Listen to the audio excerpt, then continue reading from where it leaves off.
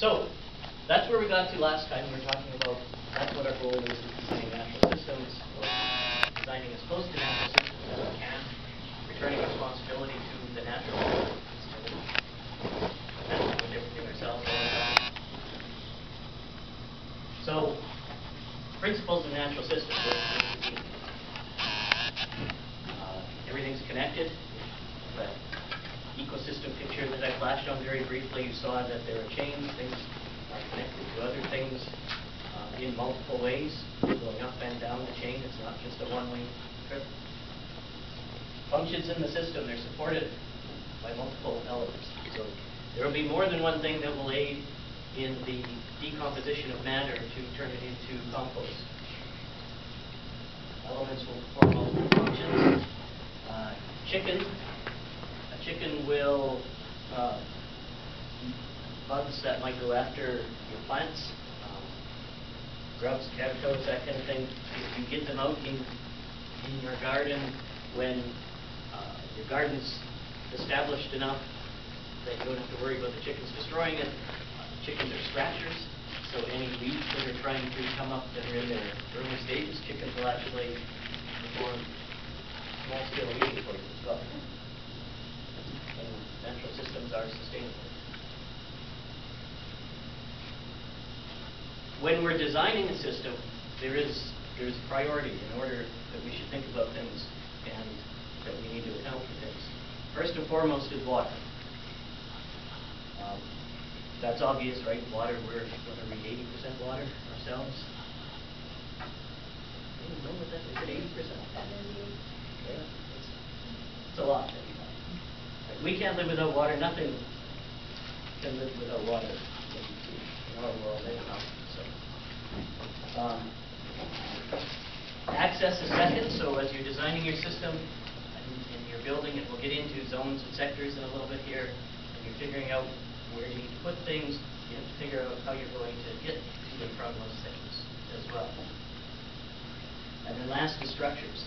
So your house, any housing for animals that you may have, that sort of thing. Yeah, I'm going to be talking about this sort of a dichotomy here, because I'm talking about generally larger scale.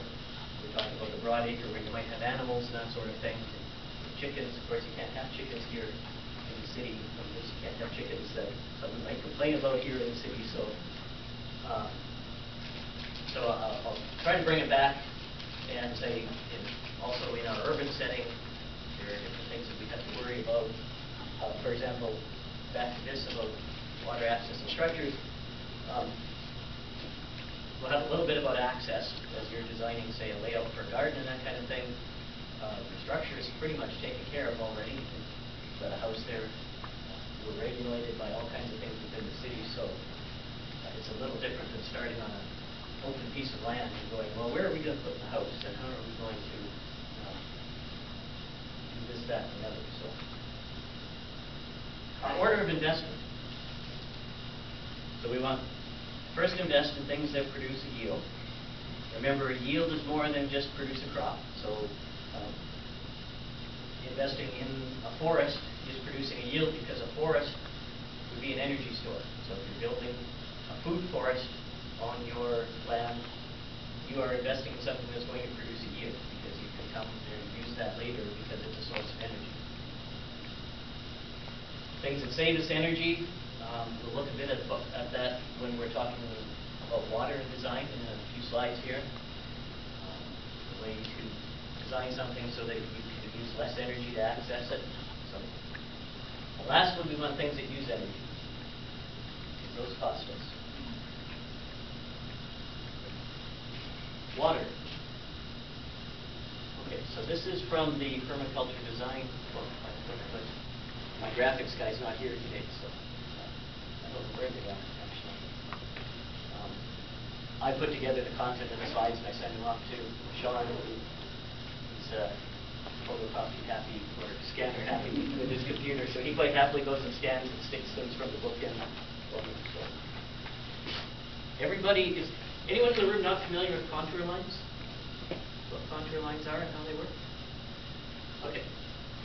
contour lines, when you're looking at a map, will show you elevation. And so when you've got contour lines, and you've got a map where you're looking overhead, you may get something like this on an overhead map. And what they'll do is sometimes they'll have an elevation here, so they'll show you 1,000, 1,010, that kind of thing. And what it shows when you're looking from overhead is changes in elevation. So this line drawn here is all at the same level of elevation. Then the next line would be up at the next level, whatever increment they go by on the map you're looking at, up to the top. So when you look at something like this from overhead, this shows a hill that the peak is sort of back here, and there's a bit of a ridge out front because the contour lines come out this way toward the front. So when you're looking at a map,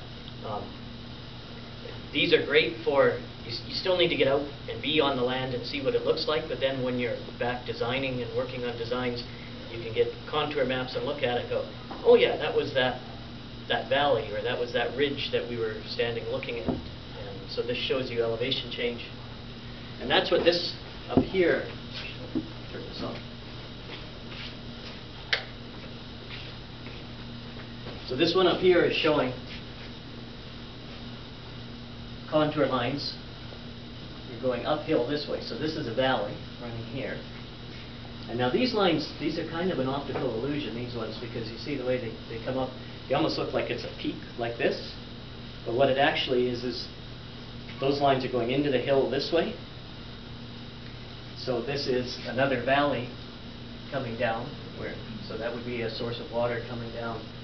So they're actually going back into the hill, even though when you look at it, they kind of look like they're poking out and that it's a ridge. It's not in that case. So when you're designing for water, this is on a large scale, obviously. We want to invest in things that will produce a yield and that will save energy and that don't use energy, right? Moving water around uses a lot of energy. It takes a lot of effort. But water also flows downhill, right? And that embodies energy. Water actually has energy in it when it's moving from a higher elevation to a lower elevation.